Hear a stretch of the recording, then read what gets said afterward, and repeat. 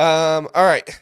Good conversation there, Zach. The other conversation we have is that there are rumors that Jim Knowles could be on the move to Oklahoma. Now, we are about to get as college football gets here because the rumors stem from Jim Knowles recently getting engaged and that his soon to be fiance, I'm getting this from message boards from Oklahoma, his soon to be fiance is unwilling to move to Ohio and wants to stay in Oklahoma.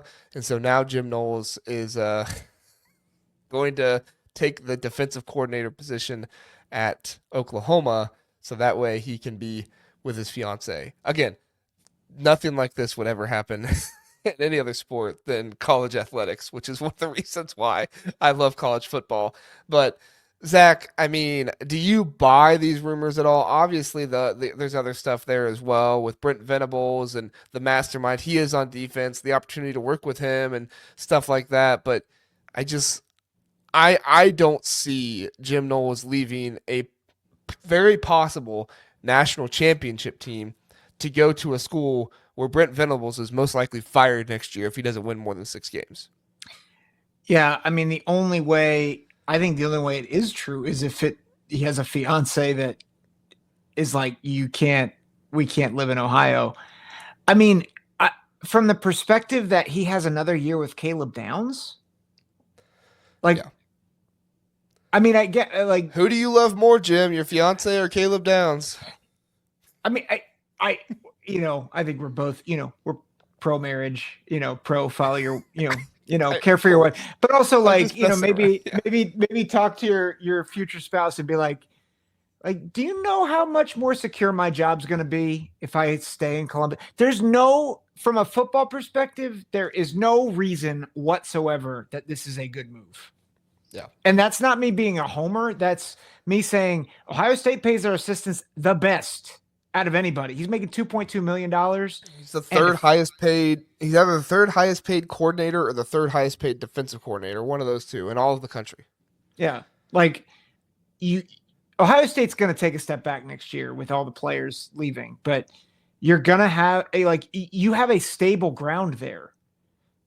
And as much as, people were calling for Ryan Day's head, that's over. Even if he loses the national championship game, it's over. Like, he's proven himself. Brent Venables is going to be done next year. And you're going to go coach for a guy who has his own system and might want you to hand some of the keys over to him. That just seems like a terrible idea all the way around.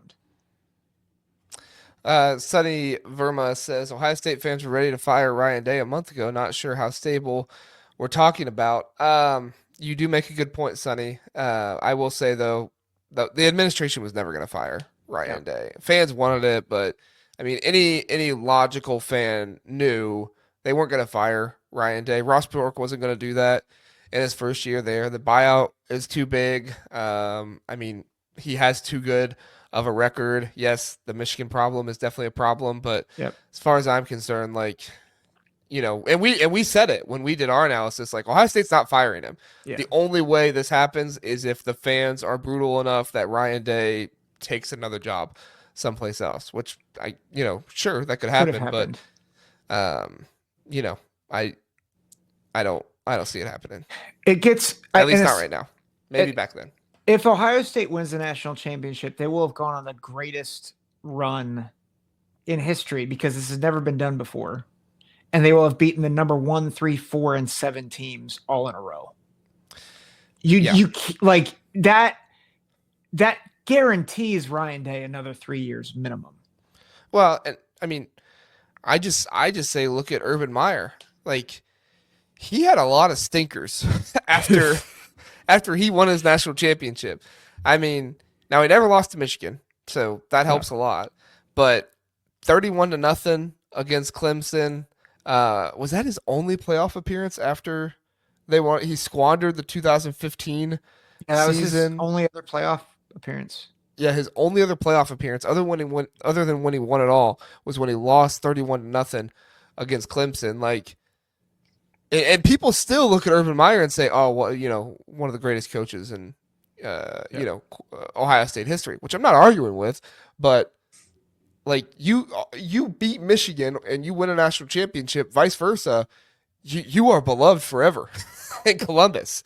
And Ryan Day is one game away from winning that national championship. I guarantee you, if Ryan Day wins a national championship and he loses to Michigan next year, there will be fans that are mad, but there will also be fans that say, "Oh, we got the playoffs." And what has Ryan Day done in the playoffs? Yeah, he's got a super good record, and they'll be excited for it. So, although I don't know. Do you feel different on that? No. I'll say this though: I would not be surprised they miss the playoff next year with their schedule and who they're losing. But yeah, I agree. They have an easier schedule next year. They start. You don't think they have an easier? They start with Texas. Yeah, but it's at home. Texas at home. Really, your only tough road game outside of Michigan is Washington. They get Penn State at home. That's going to be a tough game. Yeah, but it's at home. I don't know that. Like, for all the hand wringing we just said about Drew Aller, like that. There's a lot of smoke that a lot of guys are coming back, and I'm sure they are. I don't know. I just think a lot of new blood, new quarterback. Yeah. I don't know. I just look at it. I just look at it in comparison to this year. You saw Oregon on the road. You saw Penn State on the road. You saw, people can argue about how good they were, but you have Indiana at home, and then you had Michigan at home. This next year, you get Texas at home. You get Washington on the road, which Washington is no powerhouse, but they do very well at home. I guess I shouldn't say they're no powerhouse. They were not a powerhouse this season. Next year, they could be much better. Fair. They were in the national championship. They go to Illinois. Oh, they do go to Illinois? Yeah. I missed that one. And they play Minnesota at home. Like, that's not I'll put it this way. It's not.